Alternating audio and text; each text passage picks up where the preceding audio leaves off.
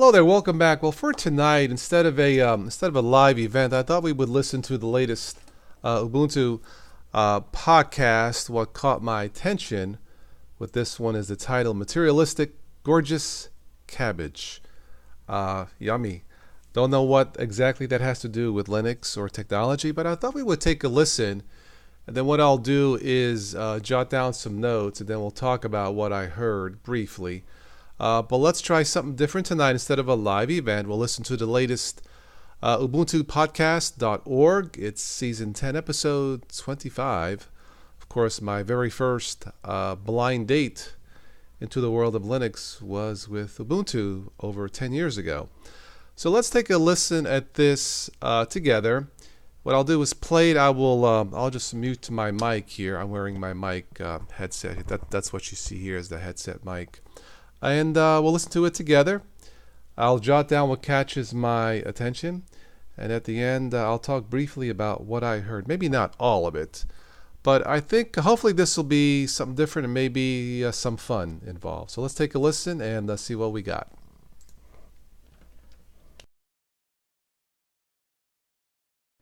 Hello everyone. This is a special episode that we recorded live at OggCamp 17 in Canterbury. It features myself and Martin, along with Joe and Jesse from the Late Night Linux podcast. Hope you enjoy it. By the way, there's still time for you to enter our competition to win an Entroware Apollo laptop. Listen back to episode 22 for details of how to enter.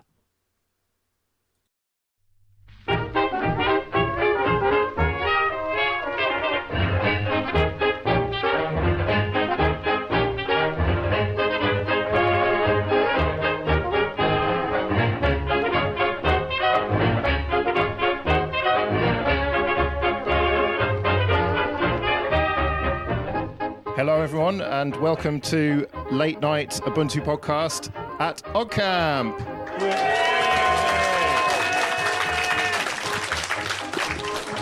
Late night at 4 o'clock in the afternoon. Okay, so we're going to do a bit of news first and then we're going to have some Q&A that has been submitted.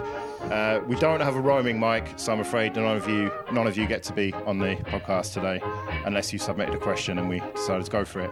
So let's start with a bit of news then. And the first one is that Nextcloud are partnering with various educational companies and organizations, including Moodle, and they're going to go for a big push into education. Now, I put this in because, Mark, don't you have something to do with Moodle? I am a Moodle developer by day, yes. They're generally, this is an interesting thing to see that the direction that Nextcloud are going in. I mean, from the Moodle perspective, I don't think it's a massively surprising thing because Moodle has for a long time had repository plugins which let you just connect to another system which stores files, and then it'll pull those files in and serve them to users. So that's not a big deal from the Moodle point of view. But there is something about this which caught my eye, and that's the fact that they said their sort of next phase of development for this is going to be to include this plugin as part of the standard Moodle package. So what you tend to get with Moodle is you've got the Moodle core stuff, which is all the APIs and the database stuff, and then a load of plugins, and then you can download other plugins. But Moodle.org will distribute the core stuff with some core plugins as like a distribution of Moodle. And it's really quite unusual, especially more recently, for them to add another plugin to the core distribution. They have tended much more to say, develop new stuff as plugins, and we'll just let people download that if they want it. So there's obviously a deal being made here, I expect, for them to go the extra step of including this as a standard thing with Moodle. Well, that's what I was going to get to. What's happening financially with this? Nextcloud must be making a few quid out of it. It's presumably a new revenue stream for them. Well, it depends on. It could be that Nextcloud are using funding which they have to work with their partners to get Nextcloud integrated with these other systems, rather than each of those other systems paying Nextcloud for the integration. I suspect it's the first way around rather than the second way around. Okay. But this is Nextcloud, isn't it? It's almost like a fork of Nextcloud, isn't it? They're calling it their educational version, but it's basically we've selected these 10 applications that you can install as an educational university or something, Yeah. or suite. 5 of them are new with partners such as Moodle, and the other 5 are standard. But it's basically Nextcloud been stripped down to make it easy for educators to use. Yeah, I'd say it's more of a Nextcloud distribution than it is a fork, because it's still the same Nextcloud core, isn't it? It's just with different apps Yep. Fair enough. installed. So yeah, like a different packaging. Right, well, Martin's got nothing to say about this, so let's move on. Let's talk about Solus 3 has been released. And Solus, of course, is the distro that Ike makes. And he's on our podcast normally, but he's too poor to fly over from Ireland, unfortunately. So does that mean we can say horrible things about Solus and we get no... No, we've only got good things to say about Solus. Well, yeah, no wonder you've only got good things to say, because one of the Solus major is things... brilliant. Yeah, one of the major things here now is full Snap support. Yep, it's brilliant. It's absolutely fantastic. So for those of you that weren't in my talk earlier, I work on the Snapcraft team, working to make snaps available on all Linux distributions. And Ike had evaluated the Snap and Flatpak ecosystem some months ago and decided that that wasn't for him. Then elected to choose Flatpak and has now added full-blooded confined Snap support to Solus. And he's really done this because it's a way for him to access software that his inclusion policy in Solus wouldn't normally permit. And it also gives him access to stuff that he can't package easily and has to use some third-party workarounds. So it's good for Solus and it's good for Snaps. Is it... does it really sort of fly your flag when there's a distribution that wants to include snaps and they have to have someone from Canonical hold their hand specifically to take them through to having that in their distribution? To be fair, there wasn't a lot of hand-holding in Ike's case. It was just introducing him to people should he need to seek additional assistance. And convincing him to do it in the first place. Well, I didn't actually have to convince him very much, to be honest with you. Once he'd taken a look at it and he saw the value it could add to Solus, he was kind of sold on the idea. It's a desktop operating system, but Snaps provides some server functionality. For example, Docker is a Snap published by Docker. The whole Kubernetes suite is available as Snaps. There's Nextcloud is a Snap. You know, there's easy ways to get software that he wouldn't ordinarily be able to access. And then there's some desktop stuff like Brave. But in terms of what was required, you do need AppArmor, which is provides the additional context for security controls and what have you. And Ike, the only question he asked is, was there someone on hand he could ask about those questions about how to integrate that? But as it happened, he really did it very quickly and much by himself. So mentioning AppArmor brings us nicely onto our next news item, which is whether or not snaps should exist at all. It was raised as a bug originally in the Ubuntu bug reporting system, and then that's been moved over to a forum post. And it's from someone within, as far as I understand, the Ubuntu community. And they're just sort of questioning, well, if we've got Flatpak, should we be using snaps? Do we need this other competitor? Can we maybe learn from each other? And one of the things that was raised was that Flatpaks is able to confine things in ways that use standard things installed on all or nearly all Linux systems, whereas snaps require AppArmor. And, you know, an example, Solus has had to specifically implement AppArmor. There was a number of questions and reasons that he'd raised this, and I wondered what your view on that requirement for AppArmor was. Well, AppArmor is an LSM. You choose one What's of an the LSM? two as Linux security something. I forget what the M stands for. Quickly Google it. Mandatory security controls. Ike didn't have an LSM implemented, so he doesn't like SE Linux, which is the other option. So going with AppArmor wasn't a big deal.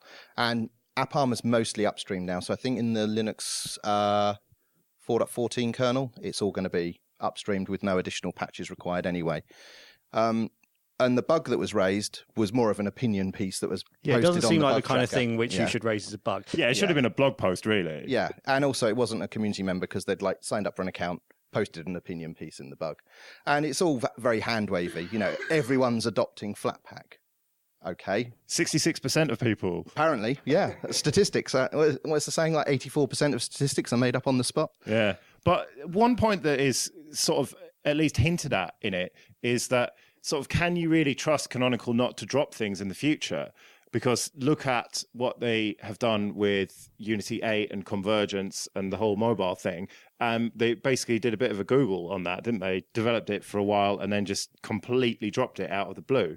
And okay, looking at it from the outside right now, it seems very unlikely that they're going to do the same with snaps, but you never know. That risk is there. This was one of the sort of more valid things. Like, I was reading this, I was just thinking, oh, this is just someone, complaining about, thinking everything's a zero-sum game. Why develop this when there's another thing? But then, what did occur to me was, given that Ubuntu has just done basically what they're suggesting might happen, which is go with the other thing. So instead of carrying on with Mir as the main desktop option, go with Wayland and so on. Instead of carrying on with Unity, go with GNOME. It did make me think, okay, maybe there is a valid point to be made, given that there's an alternative packaging format.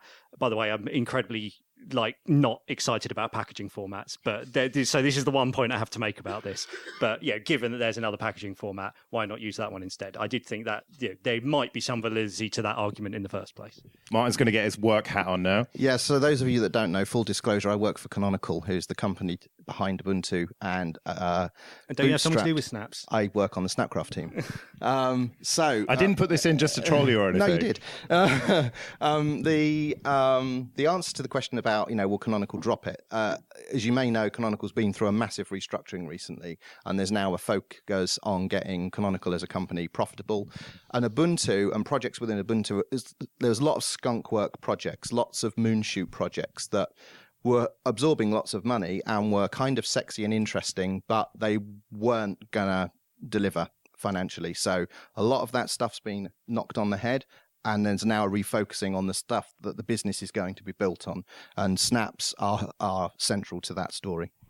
Well, yeah, that's the feeling that I get is that snaps are very important. And with the IoT stuff, it's absolutely essential. And that's one of the few areas that they're actually making some money at. So it would seem very unlikely to me that they would drop snaps, but you never know. They might go to Flatpak or something else that isn't mainstream yet. Or might find ways to interoperate with Flatpak. Ooh. Was that a hint there? Might be. That's Martin's non-disclosure agreement face. Right, well, let's end the news with a bit of good news, and that is that GNOME has turned 20. Can you believe it? And Debian has turned 24. So that means that's older than you, Mark. Not quite. It's catching me up. Yeah, but not a lot to say, but it's just amazing that these free software projects have been around for so long. And look around this room. Almost everyone here is using stuff. There might be some KDE Arch users in here, but I'm sure we've all used Debian-based distros at some point. But it just goes to show that after all this time, apart from the kind of people who are in this room, most normal people haven't even heard of Linux or GNOME or anything like that. So it was supposed to be good news, this, to end on. And Should we sing Happy Birthday?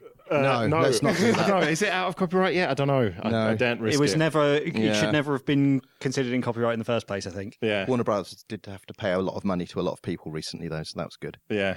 All right. Well, let's move on to the Q&A section. So we've got some questions from you guys here who put them in the box, and we had some from the Google form and stuff before. But I thought we'd start with a question each, from one of us, except Martin didn't do one because he was too lazy or something. So let's start with yours, Jesse. Okay, so my question was, if you had £1 million, how would you put that into open source and free software, and what would you want the outcome to be? So we all have this thing where you daydream that you've won the lottery, and I often think I've daydreamed on the lottery, I've bought my house, I've done my things, and now I would then pump £1 million into a open source free software. And I just wonder what your view would be. Would you put it into a fledgling distribution to try and make the distribution you want? Would you try and pay a particular piece of software? Maybe I should be thinking more about security and or maybe open source advocacy and getting the word out there.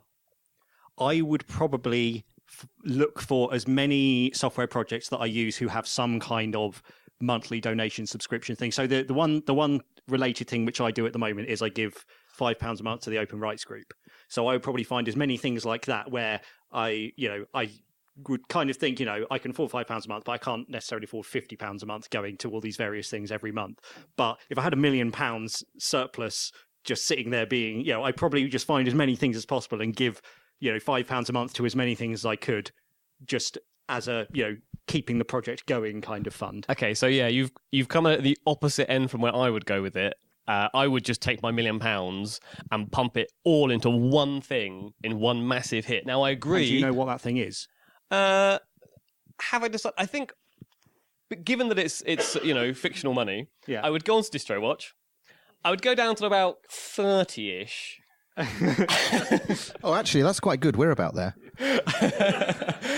And I'd maybe, I don't know, I'd like to see what a distribution could do with £1 million of and they could fund all sorts of things, and where they'd end up. There'd be no point in putting it into a canonical based thing because they have a lot of money to do things with. Yeah.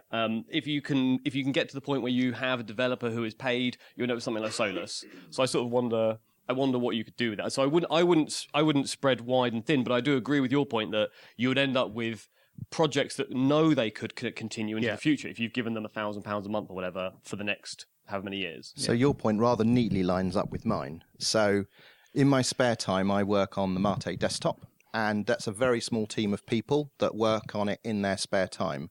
And if I won £1 million, I would form a company and hire the 4 or 5 people that are the core Mate contributors to work on that full time, because I think it's, maybe you would disagree, but what I see on day-to-day basis, the amount of work that gets done by this small group of people doing it in their spare time, and I would love to see what we could do when we were all working together on it on a full-time basis, and actually drag that traditional desktop environment up with modern standards in terms of hardware support and what How long would £1 million last doing that? Depends how much you pay them. For that, yeah, it does depend how much you pay them and how well you invest the surplus to try and make it, last longer. Yes. Yeah. Okay. Well, mine's tangentially related. I would invest in convergence, basically, of mobile and desktop.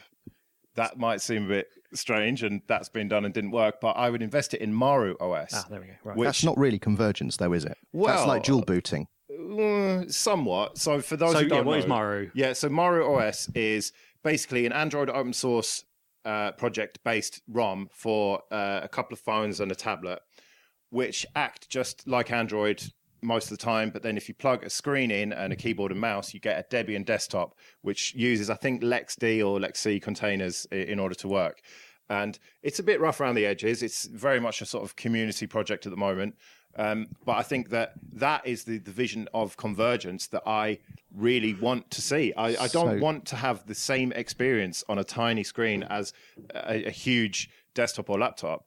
And so that's how I think convergence should have worked. Base it on Android, which we know works, and Debian or Ubuntu or Arch or whatever that we also know works, and don't try and reinvent stuff. Just mash things together in a skillful and a proper way. So I don't think it's convergence, because you've got your Android environment siloed from your desktop environment. So there's no sharing of data or accounts or information. So there is no convergence. Yeah, but there could be. There could be quite easily.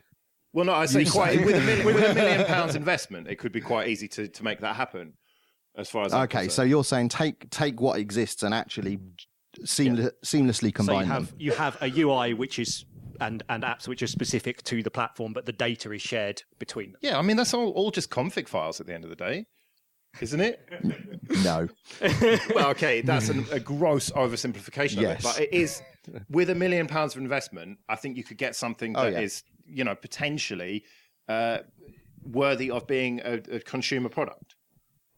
Because you're not, with what Canonical tried to do with Ubuntu Phone, they started completely from scratch, and so they probably spent a lot more than £1 million on it, but they didn't have this basis already that we have with Maru, which, as I say, Android we know works reasonably well, and Debian we know works really well, and there's no technical reason why it couldn't be Ubuntu or any other distro. So anyway, that's my answer, that I would like to see proper convergence, because I always wanted it to happen.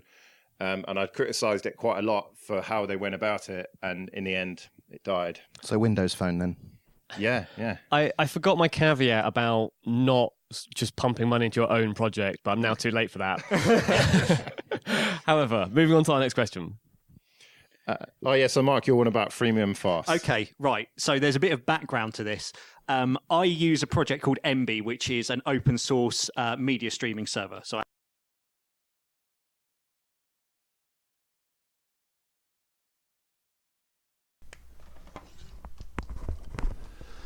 All right, I think I'll end that here. As far as playing the podcast, it goes on for a total about 52 minutes. I played about 18 minutes. I think that's enough just to give you an idea of how some of these Ubuntu podcasts, how some of these are recorded.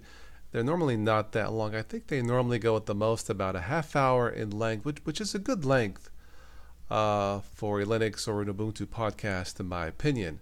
But I did jot down some notes here. There was talk about Solus, the latest Solus 3. It is popular. Solus has grown a lot in popularity, it seems, the last at least couple months. It seems to be Solus seems to be the Ubuntu flavor of the moment.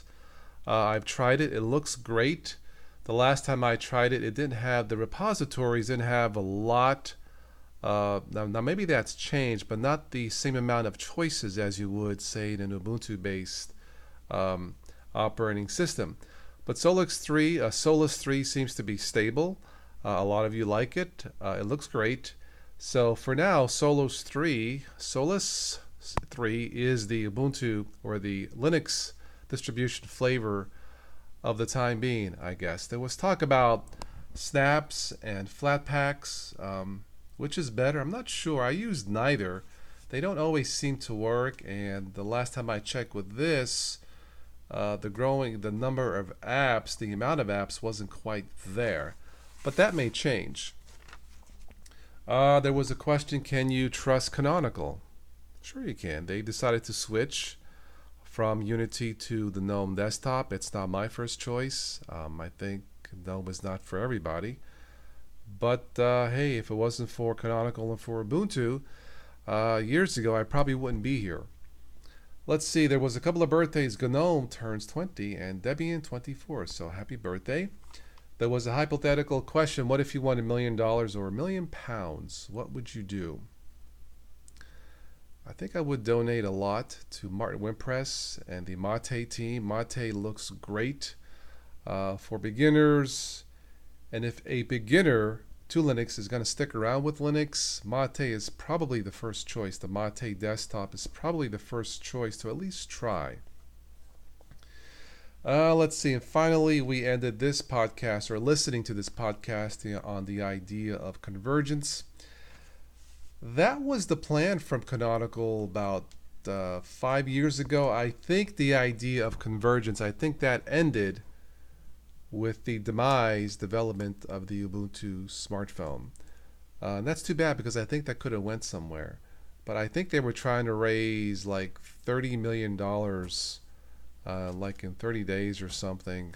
And that's hard for a relatively unknown project. But I give credit where credit is due. They tried, but the idea of convergence, that ended with the Ubuntu phone. And now it has ended with the end officially of the Unity desktop. So that's it for this listen to the Ubuntu podcast. If you like listening to this with me giving you my thoughts, let me know. We might do this again next time, versus or in addition to a live event. But this is just a spur of the moment. I came back tonight having coffee with a friend of mine and chatting. But this was a listen to the latest Ubuntu podcast. Season 10, episode 25, and maybe somewhere in that podcast, they talk about the materialistic, gorgeous cabbage. I don't know what that means. I'll have a link for this podcast below in the show notes, but for this one, thank you for watching and listening. This is Total OS Today, total technology for beginners and beyond. As always, enjoy your technology, and please don't text and drive. I'll catch you next time.